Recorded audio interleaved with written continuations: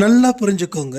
சாயப்பா இன்னைக்கு உங்கள் வீட்டுக்கும் உங்களுடைய இதயத்திலும் வாசம் செய்ய போகிறார், வாழப் போகிறார்.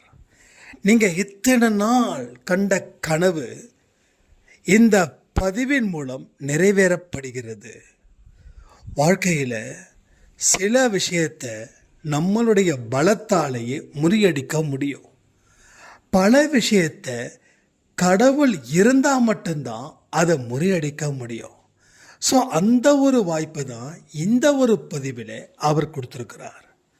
ஸோ வாழ்க்கையை வாழ்வதற்கு அறிவு மட்டும் போதுமா? உழைப்பு மட்டும் போதுமா? கடவுளுடைய அருள் மட்டும் போதுமா? இன்னும் எத்தனையோ விஷயங்கள் தேவைப்படுது. அத்தனையும் இந்த பதிவில் நம்ம சொல்லப்பட்டு இருக்குது. சொல்லக்கூடிய விஷயத்தை நீங்கள் அரை மணி நேரமோ 1 மணி நேரமோ அதற்குன்னு ஒரு நேரத்தை எடுத்து அதை ஆராய்ச்சி பண்ணி உங்கள் வாழ்க்கையில் நீங்கள் பயன்படுத்திட்டீங்கன்னா உங்கள் வாழ்க்கை மிகப்பெரிய வண்ணத்து பட்டாம்பூச்சிகள் போல அது மாறுபடும். இது வரைக்கும் பாலைவனத்தில் இருந்தீங்க, இனி குளிர்ச்சியான ஒரு பிரதேசத்தில் உங்களை கடவுள் வாழ வைக்க போகிறார். ஸோ இனி வரும் நாட்கள் உங்களுக்கு வசந்த காலம்தான். இனி இலையுதிர் காலமே இல்லை அப்படின்னு சொல்லி இந்த பதிவை முழுவதுமாக கேளுங்க. வாழ்க்கையில் நீங்கள் பட்ட அடியை தாண்டி அடுத்த அடுத்த அடுத்த இடங்கள் எவ்வளவு சந்தோஷமான இடங்கள் மறைஞ்சிருக்குதுன்றதையும் இந்த பதிவின் மூலமாக நம்ம தெரிஞ்சுக்கலாம். இது உங்களுக்கான பதிவு. சாயப்பாவே நேரடியாக வந்து பேசக்கூடிய பதிவு. இந்த பதிவில் இருக்கக்கூடிய எல்லா விஷயத்தையும் முழு மனதுடன் கவனித்து வாழ்க்கையை வாழுங்க. கடவுள் உங்கள் பக்கம் இருக்கிறார். உங்கள் கர்மாக்கள் அத்தனையும் இன்று சாயப்பாவினால் தீ வைத்து கொளுத்தப்பட்டு அழிக்கப்படுவது நிச்சயம்.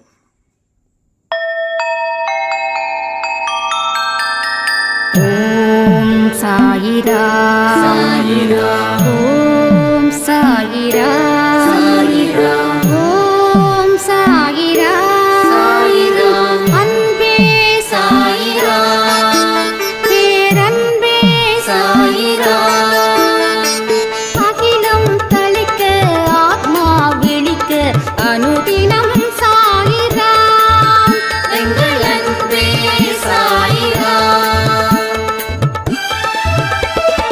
ஒன்றே இறைவன், ஒன்றே பூமிக்கென்றும் சாயிரா, சரணம் சாயிரா, நன்றே செய்து வாழ்வோம், நாம் ஒன்றே செய்து வாழ்வோம், அன்பே சாயிரா.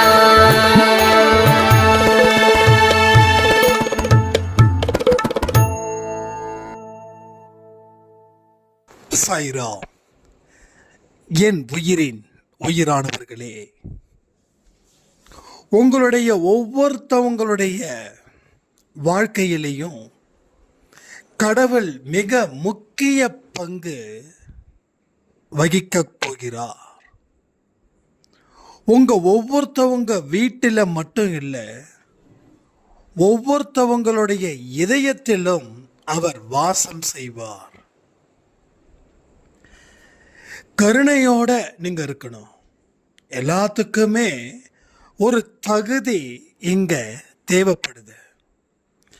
அந்த தகுதியின் அடிப்படையில் தான் எல்லாவற்றையும் அவரிடமிருந்து நீங்கள் பெற முடியும். அப்போ உங்களுக்கு அவருடைய வருகையோ இல்லை அவர் வசிக்கும் இடம் உங்கள் வீடோ இல்லை உங்கள் இதயமோ இருக்கணும் அப்படின்னா நீங்கள் எல்லா உயிர்கள் இடத்திலும் கருணையோடு நடந்து கொள்ள வேண்டும். எல்லா உயிர்கள் இடத்துலையும், மனுஷனாக இருக்கட்டும், இல்லை விலங்குகளாக இருக்கட்டும், இல்லை பறவை இனமாக இருக்கட்டும், இல்லை ஒரு செடி கொடியாக கூட இருக்கட்டும். ஆனால் என்ன எப்படி இருக்கணும்? கருணையோடு நீங்கள் இருக்கும்போது உங்களுக்கு அவருடைய மனசில் ஒரு இடம் கிடைக்கும். நாம் மற்றவங்க மனுஷனுடைய மனசில் தான் இடம் பிடிக்க முயற்சி பண்ணுறோம். ஆனால் கடவுளுடைய இதயத்தில் இடம் பிடிக்கணும் அப்படின்னு நாம் முயற்சி செய்யவே இல்லை. ரெண்டாவது, அதை பற்றி நமக்கு தெரியவும் இல்லை. கடவுளையும் கர்மாவையும் ஆன்மீகத்தையும் இங்கே உணர்வது போல எந்த இடத்துலையும் ஒரு பள்ளிக்கூடமோ இல்லை ஒரு கிளாஸோ எடுக்கிறது இல்லை. இதை நாம தான் இங்கே சுய சிந்தனையின் மூலமாக, சுய படிப்பின் மூலமாக, சுய ஆற்றலின் மூலமாக பெற வேண்டும். நீங்கள் பெறக்கூடிய விஷயங்கள் சுயம்புவாக இருக்கணும். நம்ம நிறைய விஷயங்கள் பேசுகிறோம் இல்லையா அன்பே சாயில. ஆனால் நீங்கள் யோசிக்கக்கூடியவர்களாக இருக்கணும். நான் 10 பாயிண்ட் பேசுகிறேன்னா நீங்கள் 100 பாயிண்ட் பேசணும். நான் 100 பாயிண்ட் பேசுனா நீங்கள் 1000 பாயிண்ட் பேசணும். ஏன்னா உன்னை இருந்து உன்னை பெற முடியும் அப்படின்றதுக்கு உண்டானது தான் நான் சொல்லிகிட்டு இருக்கேன். அப்போ எனக்கு சுய சிந்தனையின் மூலமாக பெற்றது தான் நான் உங்ககிட்ட சொல்லிகிட்டு இருக்கேன். அப்போ நீங்கள் இதை அடிப்படையாக வைத்து அதை சிந்திச்சு நாம் கடவுளுடைய மனசில் எப்படி வாழ முடியும், கடவுள் எப்படி என்னுடைய மனதில் வாழுவார், அதற்கு நான் எந்தெந்த வழிமுறைகளை நான் செய்யணும், அப்படிலாம் நீங்கள் யோசிக்கும் போது தான் இன்னும் பல விதமான சிந்தனைகள் உங்களுக்கு வந்துக்கிட்டே இருக்கும். நம்ம நிறைய சிந்திக்கிறோம். ஆனால் எதை பற்றி சிந்திக்கிறோம் தெரியுமா? வாழ்க்கையில் என்ன ஆகும், இனி ஏதாகும், இனி என்ன நடக்கும், ஏது நடக்கும், நம்ம என்ன பண்ண முடியும், நம்ம என்ன பண்ண முடியாது. ஸோ இதையெல்லாம் நம்ம திரும்ப திரும்ப திரும்ப நெகட்டிவிட்டியாக நினச்சிட்ருக்கோம். ஆரம்பத்தில் நம்ம சுய சிந்தனை நம்மளோட அறிவை ஏற்படுத்தி நாம் சிந்திக்கும்போது போக போக என்ன ஆகுது, எதிர்மறை எண்ணங்களை அடிப்படையாக வைத்து நாம் அதிகப்படியாக சிந்திக்கிறோம். சிந்திச்சு முடிச்சதுக்கப்புறம் உடம்பு வேர்க்குது, மனசு தடுமாறுது, ஒரு மிகப்பெரிய ஒரு சக்தியை நாம் இழந்தது போல அது உருவாகுது. கடவுளுடைய வார்த்தைகள் எவ்வளவு அழகானது தெரியுமா, எவ்வளவு அற்புதமானது தெரியுமா. அதை கேட்க கேட்க நம்ம மனசு அந்த அளவுக்கு ஆழ்ந்த சந்தோஷத்தில் இருக்கும். நீங்கள் ஒன்றும் இல்லை, உங்களை 1 மணி நேரமோ 2 மணி நேரமோ தனிமைப்படுத்திக்கோங்க. தனிமைப்படுத்திக்கிட்டு கடவுளுடைய வார்த்தைகளை கவனிங்க. அவர் என்ன சொல்ல வரார் அப்படின்னு கவனிங்க. அவர் என்ன மாதிரியான மனுஷன்னு நம்புங்க, ஆராய்ச்சி பண்ணுங்க. சரி, என்னென்ன வார்த்தைகள் எல்லாம் என்னுடைய சாயப்பா எனக்காக சொல்லியிருக்காருன்றத கண்களை மூடி ஆழ்ந்து சிந்திச்சு பாருங்களேன். உங்கள் மனசு அவ்வளவு அற்புதமாக, அவ்வளவு அமைதியாக வேலை பார்க்கும். நம்ம மனசு சில நேரத்தில், இப்போ அமெரிக்காவும் ஈரான் வாரில் நடக்குது பாருங்கள், அதை விட மோசமான பதட்டத்தில் இருக்குது எல்லாருடைய மனசும். ஏன்னா 1,00,000 பேர் என்னென்னலாம் பேசுகிறாங்களோ அத்தனையும் அந்த மனசு அசை போட்டுக்கிட்டே இருக்குது. இந்த மாடு மெல்ல மேய்ஞ்சிட்டு ஒரு ஓரமாக உட்காந்து அசை போடும் தெரியுங்களா, அதுபோல் நாம் யாருக்கிட்டையாவது பேசுகிறோம், பேசி முடித்து அப்போ அது வீட்டுக்கு வந்ததுக்கப்புறம் அதை நினச்சிக்கிட்டே இருப்போம். அப்போ மாடு அசை போடுற மாதிரி தான் நாமளும் நம்மளுடைய எண்ணத்தை அசை போட்டுக்கிட்டே இருக்கோம். எவனாவது ஒருத்தன் நம்மளை கேவலமாக திட்டான் அப்படின்னா அவன் ஒரே ஒரு தடவை தான் திட்டிட்டு போயிருப்பான். ஆனால் அவன் சொன்னதை நினச்சி 10 வருஷம் இல்லை, 20 வருஷம் இல்லை, 30 வருஷம் வரைக்கும் அதை நம்ம திரும்ப திரும்ப அசை போட்டுக்கிட்டே இருப்போம். அப்போ மாடுக்கும் மனுஷனுக்கும் வித்தியாசமே இல்லையான்னா எஸ், வித்தியாசமே இல்லை. அப்போது மாடு எப்படி அசை போடுதோ அதே போல தான் நாமளும் நம்ம வாழ்க்கையில் நடந்த ஒரு மோசமான சம்பவத்தை திரும்ப திரும்ப நினச்சி நாம் அசை போட்டுக்கிட்டே இருக்கோம். இது என்ன ஆகுது, எதிர்மறை எண்ணங்களை இன்னும் அதிகரிக்குது. அப்போ எதிர்மறை எண்ணங்களை அதிகரிக்கும் போது நம்ம எப்படி வாழ முடியும்? எதை வச்சு வாழ முடியும்? வாழ்வதற்கு என்ன தேவை? நம்பிக்கை. அந்த நம்பிக்கையே இல்லைன்னா எப்படி வாழ முடியும்? அதுதான் இங்கே பலருடைய வாழ்க்கையில் தோத்ததுக்கும் திரும்ப திரும்ப அவமானம் அடைவதற்கும் காரணமாக அமையுது. எதிர்மறை எண்ணங்களை பெருக்கி வாழணுன்ற நம்பிக்கையையும் ஆர்வத்தையும் அது அழித்து நம்மளை நிர்மூலமாக்குது. இதுதான் எதிர்மறை எண்ணங்கள் அதிகப்படியான சிந்தனைகள் மூலமாக உள்வந்து நம்ம வாழ்க்கையை கெடுக்குது. அப்போது தனிமையில் இருக்கும்போது நான் என்ன செய்யணும் அப்படின்னு நீங்கள் கேட்டிங்கன்னா, தனிமையில் இருக்கும்போது ஒரு தியானமோ ஒரு மூச்சு பயிற்சியோ இல்லை கடவுளுடைய சொற்களை ஆராய்ச்சி பண்ணுறதோ இல்லை கடவுளை உள்முகமாக தேடுவதோ ஏதோ ஒரு வேலையை நீங்கள் சரியாக செஞ்சிட்டீங்க அந்த 1 மணி நேரத்தில்னா உங்களுக்கு வரக்கூடிய வாழ்க்கையில் அற்புதமும் அதிசயங்களும் ஆனந்தமும் பெருகும். அதாவது என்ன நான் உருவாக்கிக்க முயற்சி செய்யாதப்போ என் வாழ்க்கையில் எனக்கு என்ன ஏற்படும்? தோல்வியும் அவமானமும் ஏற்படும் இல்லையா? அப்போ என்ன நான் உருவாக்க முயற்சி பண்ணும்போது தான் எனக்கு தேவையில்லாத எண்ணங்களை நான் அழிக்க முடியும், தேவையில்லாத செயல்களை நான் தடுக்க முடியும், தேவையில்லாத நபர்கள்கிட்ட நான் என்னுடைய தொடர்பை நிறுத்த முடியும். எனக்குன்னு இருக்கக்கூடிய தேவைகள் ரொம்ப சிலதாக தான் இருக்கும். தேவைகள் அதிகமாக இருக்க தான் மனுஷனுக்கு 24 மணி நேரமும் பறந்துக்கிட்டே இருக்கான். ஆனால் அவனுக்கு தேவைகள் இங்கே குறைவாக இருக்கும்போது அவன் இருக்கக்கூடிய ஒரு மணி நேரத்தையும் அவன் நல்லா ரெஸ்ட் எடுக்கிறான், நல்லா தூங்குறான், மனம் விட்டு சிரிக்கிறான், குடும்பத்தில் அவன் ஒற்றுமையாக இருக்கான். ஸோ நிறைய பாருங்களேன், ஒரு குடும்பம் அப்படின்னா 4 பேர் அப்படின்னா 4 பேருக்கும் கையில் ஒரு மொபைல். அவங்க தனிப்பட்ட முறையில் குடும்பம் நடத்திட்டு இருக்காங்க. எது கூட? மொபைல் கூட. இப்போ மொபைலில் என்ன பார்க்குறாங்க அது முக்கியம் இல்லை. யார் பேசுகிறத பார்க்குறாங்க, யார் பேசுகிறத கேட்குறாங்க, அவங்க என்ன பேசுகிறாங்க, இதெல்லாம் நம்ம சிந்திக்கணும். எதிர்மறை எண்ணங்கள் வருதுன்னா எப்படி வருது? உங்களை தாண்டி எதிர்மறை எண்ணங்கள் எப்படி வருது? அப்போ உங்களை நீங்கள் ஒரு ஈர்ப்பு சக்தியாக இருக்கீங்க அந்த செய்திகளை திரட்ட. அப்போ எந்த மாதிரி செய்திகள் வரணும், எந்த மாதிரியான செய்திகளை நான் பார்க்கணும் கேட்கணும்னு நீங்கள் முடிவு பண்ணி அதற்கு ஒரு கட்டுப்பாடை நீங்கள் விதிக்கும்போது உங்களுடைய வாழ்க்கையில் அமைதி மேலும் மேலும் உங்களுக்கு சந்தோஷத்தையும் நிம்மதியையும் ஏன் எல்லாத்தையும் தாண்டின ஒரு நம்பிக்கையையும் அது தருது.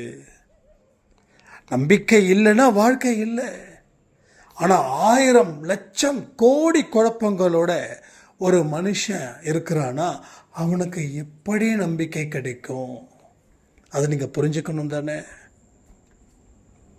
ஸோ எல்லா விஷயங்களும் நாம் பெருசாக எடுத்துக்கிறது இல்லை. ஓகே, பெருசாக எடுத்துக்காமல் இருக்கிறதால நிறைய விஷயத்தை வாழ்க்கையில் தவற விட்டதனோட விளைவுகள் தான் இன்றைக்கி நம்மளுடைய கண்ணை அது குத்த வருது, நம்மளுடைய நெஞ்சில் அது ஈட்டியாக வந்து தொலைச்சி நம்மளை அணுவாக சாகடிக்குது. இது உண்மையா இல்லையா? அப்போது கடவுள் உங்களுடைய மனசில் உங்கள் இதயத்தில் குடியிருக்கணுமா வேண்டாமா? இங்கே எத்தனை அன்பேசாய் குடும்பத்தில் இருக்கிற குழந்தைங்களுக்கு கடவுள் குடியிருக்கணும்னு விருப்பப்படுகிறவர்கள் மட்டும் கமெண்ட் பண்ணுங்க. என்னுடைய மனதில் சாயப்பா குடியிருக்கணும் கமெண்ட் நல்ல தெளிவாக பண்ணுங்க. ஏன்னா நீங்கள் எந்த அளவுக்கு உறுதியாக கமெண்ட் பண்ணுறீங்களோ அது கடவுளுடைய காதுகளை போய் கேட்கணும். ஆழ்ந்த உற்சாகத்தோட ஆழ்ந்த நம்பிக்கையோட நீங்கள் அந்த கமெண்ட் பண்ணணும். கமெண்ட்ன்றது சாதாரணமானது இல்லை. உங்கள் வாழ்க்கையில் நீங்கள் எந்த அளவுக்கு துடிப்பாக இருக்கீங்கன்றத கடவுள் தெரிஞ்சுக்கிட்டு அவரும் அதற்கு தகுந்தது போல உங்கள் வாழ்க்கையில் சகலத்தையும் மாற்றுவார். உங்கள் துன்பம் அப்படின்ற ஒரு பாதையை அவர் அடைத்தே தீர்வார். துன்பம்ன்ற பாதை திறந்திருக்கிற வரைக்கும் நம்ம என்ன பண்ணுவோம்? கீழே விழுந்துக்கிட்டே இருப்போம். அந்த துன்பன்ற பாதையை அடைச்சாச்சுன்னா நம்ம கீழே விழுந்தாலும் அந்த துன்பத்துக்கிட்டே நம்ம போக மாட்டோம். இதான கணக்கு. அடைக்கப்பட்ட கதவு அதை அடைத்தே இருந்தால் நமக்கு பிரச்சனையே இல்லை. அடைக்கப்படக்கூடிய கதவு அடைக்கப்படாமல் இருந்தால் அங்கே நமக்கு ஆபத்து காத்துக்கிட்டு இருக்குதுன்னு அர்த்தம். அப்போ கடவுளுடைய வழி, அந்த வழியில் பயணம் செய்யும்போது நான் திரும்பவும் சொல்கிறேனே, ஆரம்பத்தில் இது மிகப்பெரிய கடினமான ஒரு விஷயம், ரொம்ப கஷ்டம். எதெல்லாம் விட்டு வரணும் தெரியுமா? எல்லாத்தையும் விட்டு வரணும். ஒரு யோகியை போல நீ வாழ வேண்டும். யோகியோட தூக்கம் பார்த்தீங்கன்னா எப்படி இருக்கும் தெரியுங்களா? நம்மளை மாதிரி பெட்டில் படுத்துக்கிட்டு பெட்ஷீட்டை பொத்திக்கிட்டு ஏசியை போட்டுக்கிட்டு தூங்குறவர் யோகி கிடையாது. காடும் மேடும் மழையும் தான் அவருடைய இருப்பிடம். அவங்க தூக்கமே, சில பேர் நான் கேள்விப்பட்டிருக்கேன், கண்ணை திறந்தது போல தான் இருப்பாங்களா, ஆனால் தூக்கத்தில் இருப்பாங்கன்றாங்க. ஒரு விழிப்புணர்வு நிலைகளே தான் அவங்க இருப்பார்கள். ஸோ நம்ம அந்தளவுக்கு போக வேண்டாம். அட்லீஸ்ட் ஒரு 10% அந்த யோகியை போல நம்ம வாழ வேண்டும். அதுக்கு என்ன பண்ணணும்? அதிகாலை எழுந்திருப்பது தான் முதல் படி ஆன்மீகத்தில். நீங்கள் என்ன வேணாலும் சொல்லுங்கள், என்ன கோயிலுக்கு வேணாலும் போங்க, ஆனால் 4 இல்லை 4:30 இந்த நேரத்தில் எழுந்திருக்கிறவர்களுக்கு தான் வாழ்க்கையில் மிகப்பெரிய அற்புதம் காத்து கொண்டு இருக்கிறது. இதை நம்புறீங்களா இல்லையா? எத்தனையோ பேர் 4 மணிக்கு எழுந்திருக்கிறாங்க அன்பே சாய் குடும்பத்தில். ஆனால் அவங்களுடைய அனுபவம் வேற லெவலில் இருக்குங்க. அவங்க ஆரம்பத்தில் பட்ட கஷ்டத்துக்கு அவங்க அந்த அதிகாலை 4:30 5 மணிக்கு ரெகுலராக எழுந்திருக்க அவங்களுக்கு நல்ல ஒரு ரிசல்ட் கிடைக்குது அப்படின்னு சொன்னாங்க. நம்பலன்னா நீங்கள் யாரெல்லாம் 4-4:30 மணிக்கு எழுந்திருக்கிறீங்களோ உங்களுடைய அனுபவத்தை தயவு செய்து இங்கே ஷேர் பண்ணுங்கள். ஏன்னா உங்கள் அனுபவம் பிறருக்கு பலன் உள்ளதாக அமையட்டும். நான் திரும்ப சொல்கிறேனே, நீங்கள் எந்த விஷயமா இருந்தாலும் சரி, அதை மற்றவர்களுக்கு பிறருக்கும் ஷேர் பண்ணும்போது உங்களுக்கு அது கடவுளுடைய ஆசீர்வதிக்கப்பட்ட ஒரு வாழ்க்கையாக உங்களுக்கு மாறும். கடவுள் என்னை எவ்வளவு ஆசீர்வதிச்சிருக்கிறார் தெரியுமா? நிறைய விஷயங்களை நான் உங்ககிட்ட பேசும்போது அவர் எனக்கு நிறைய ஆசீர்வதிச்சிருக்கார். ஆனால் நான் கடவுள்கிட்ட என்ன கேட்குறேன்னு தெரியுமா? எனக்கு எந்த மாதிரியான ஆசீர்வாதத்தை நீங்கள் கொடுக்குறீங்களோ, நான் கடவுள்கிட்ட கேட்குறதுல ஒன்று தான். நீங்கள் எனக்கு ஒரு 100 ஆசீர்வாதம் கொடுக்குறீங்கன்னா அதை 1 எனக்கு கொடுத்துட்டு மீதி 99 பேருக்கு அன்பே சாய் குடும்பத்தில் இருக்கிறவங்களுக்கு கொடுங்க. எனக்கு நீங்கள் 1000 கொடுத்தீங்கன்னா எனக்கு 1 கொடுத்துட்டு மீதி 999 ஆசீர்வாதத்தையும் பிறருக்கு கொடுங்க. எனக்கு 1,00,000 கொடுத்தீங்கன்னா 99,999 பிறருக்கும் அந்த 1 மட்டும் எனக்கு கொடுங்க அப்படின்னு தான் நான் கேட்குறேன். அப்போது உங்களுடைய வார்த்தைகளினால் ஒரு மனுஷனுடைய வாழ்க்கை மாறுதுன்னா அது உங்களுக்கு, உங்கள் குடும்பத்துக்கு மிகப்பெரிய நல்ல விஷயத்தை அது அமைத்து தரும். ஒரு பெரிய விஷயத்தை கொடுக்கும். ஆனால் உடனே கொடுக்காது. நாம் என்ன நினைக்கிறோம்? சாமியை கும்பிட்டுட்டு அப்படி வெளியில் வந்த உடனே நாம் என்னென்னலாம் சாமி கிட்ட கேட்டோமோ அதெல்லாம் நமக்கு காத்துக்கிட்டு நினைக்கிறோம். But it's wrong. அது கிடையாது. அப்படிப்பட்ட ஒரு இடம் எந்த கடவுளும் எந்த இடமும் அது இல்லை. அது உண்மை. ப்ராக்டிக்கலாக நீங்கள் திங்க் பண்ணி பார்த்தா தான் நீங்கள் சரியான முறையில் வாழ முடியும். ஸோ இமேஜினேஷன் அது தேவைதான். ஆனால் அதன்படி நம்ம வாழ்க்கை வாழ்ந்துட முடியுமான்னு கேட்டால் நீங்கள் நிறைய முயற்சிகள் பண்ணணும். ஒரு விதை போட்ட உடனே அறுவடைக்கு போவாங்களே யாராவது? நீங்கள் சொல்லுங்கள்.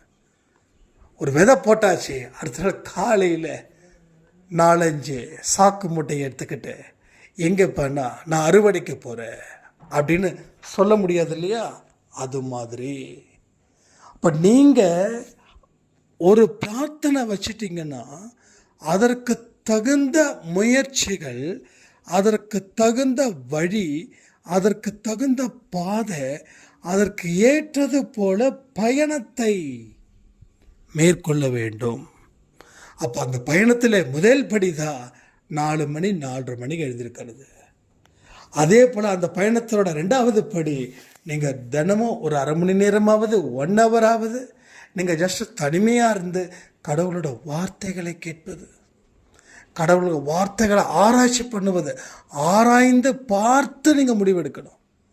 ஒரு வாழ்க்கையை ஒரு முடிவை நான் எடுக்கிறேன் அப்படின்னா அது கடவுளுக்கும் எனக்கும் எந்த அளவுக்கு உகந்ததாக இருக்குது, ஸோ இது கடவுளுக்கு ஏற்ற ஒரு முடிவா, இதையெல்லாம் யோசித்து பார்த்து அதில் இருக்கக்கூடிய விஷயத்தை முழுக்க ஆராய்ச்சி பண்ணி அதற்கு பிறகு நீங்கள் எந்த முயற்சி எடுத்தாலும் சரி அது 100% பலனளிக்கும். இது எல்லாத்தையும் நீங்கள் புரிஞ்சிக்க முயற்சி செய்ய தான் நம்மளுடைய அறிவும் நம்மளுடைய மனமும் நல்ல மெச்சூரிட்டி ஆகுது. நிறைய பேருக்கு அறிவை பயன்படுத்துகிறோமோ இல்லையோ தெரியல. பட் அறிவை சரியான முறையில் பயன்படுத்திட்டா வாழ்க்கையில் துன்பத்தில் இருந்து தப்பிச்சுக்கலாம். துன்பத்தில் மாற்றவங்க நிச்சயமாக சொல்கிறேன், அவங்க அறிவை முழுவதுமாக பயன்படுத்தவே இல்லை. அந்த அறிவு சொல்வது போல கேட்கணும்னு சொல்லுவாங்க. அப்போ 4 விஷயத்தை நாம் தெரிஞ்சுக்கிட்டாதான் நாம் எந்த திசையில் போகிறதுன்னு தெரியும். நான் தெரிஞ்சுக்கிட்டது தான் சரி அப்படின்னும் இல்லை அடுத்தவங்க என்ன சொல்கிறாங்களோ அதுதான் என் வழி அப்படின்னு சொல்லக்கூடியவர்களோட வாழ்க்கை கடைசியில் பார்த்திங்கன்னா ஒரு மிகப்பெரிய பரிதாபத்திலேயே அது முடிகிறது. ஸோ ஆரம்பமும் முடிவும் நன்றாக இருக்க வேண்டும். அப்பொழுது தான் நம்ம வாழ்க்கையில் நமக்குன்னு ஒரு இடம் இருக்குது, அந்த இடத்துக்கு நாம் போகணும். அதற்கு நான் மட்டும் துணை இருந்தால் பத்தாது, என்னுடைய கடவுளும் துணை இருக்க வேண்டும்.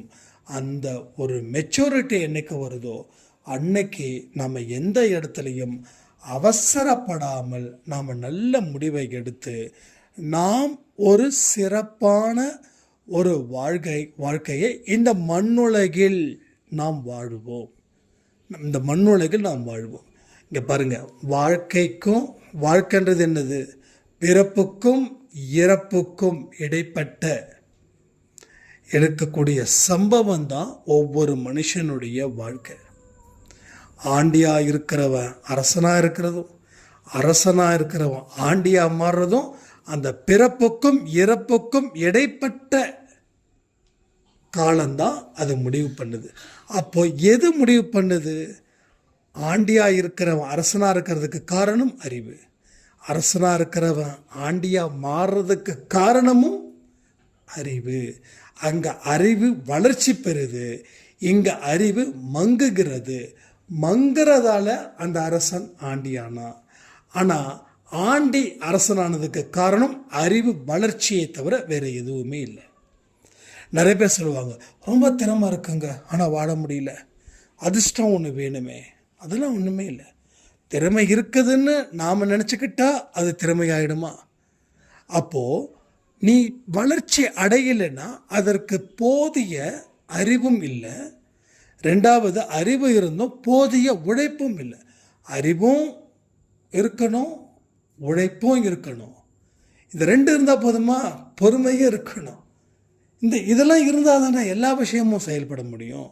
ஒரு சாம்பார் வைக்கணும் அப்படின்னா என்னென்னலாம் போடணும்? ஒரு 5-6 கண்டென்ட் கலக்கணும் இல்லையா? முதல்ல தண்ணி, அதுக்கப்புறம் மிளகாத்தூள், அதுக்கப்புறம் புளி, அப்புறம் கடுகு, அப்புறம் வெங்காயம், தக்காளி. ஸோ 7 ஒரு 5 6 7 கலவை சேர்ந்தது தான் சாம்பார். அதே போல் தான் இதுவும். இதெல்லாம் எதுக்கு சொல்கிறேன்னா உங்களுக்கு புரியணுன்றதுக்காக சொல்கிறேன். அப்போது அறிவு முக்கியம், அதுக்கேற்ற உழைப்பு முக்கியம், அதுக்கேற்ற சகிப்புத்தன்மை முக்கியம், அதற்கேற்ற பொறுமை முக்கியம். இதெல்லாம் இருக்கணும். அறிவு இருக்குது ஆனால் உழைக்கலைன்னா வேஸ்ட். உழைப்பு இருக்குது ஆனால் அறிவு இல்லைன்னா வேஸ்ட். அறிவு இருக்குது, உழைப்பு இருக்குது, சகிப்புத்தன்மை இல்லைன்னா வேஸ்ட். அறிவு இருக்குது, உழைப்பு இருக்குது, சகிப்புத்தன்மை இருக்குது, ஆனால் பொறுமை இல்லைப்பா அப்படின்னா வேஸ்ட். ஸோ நாளும் சேர்ந்தது தான் வாழ்க்கை. சரியா? ஸோ அதன்படி உங்கள் வாழ்க்கையை வாழ முயற்சி பண்ணுங்கள். உங்களுக்கு மிகப்பெரிய அற்புதங்களும் அதிசயங்களும் நடக்கட்டும்னு சொல்லி இந்த பதிவை நான் முடிக்கிறேன். ஜெய் சாய்ராம்.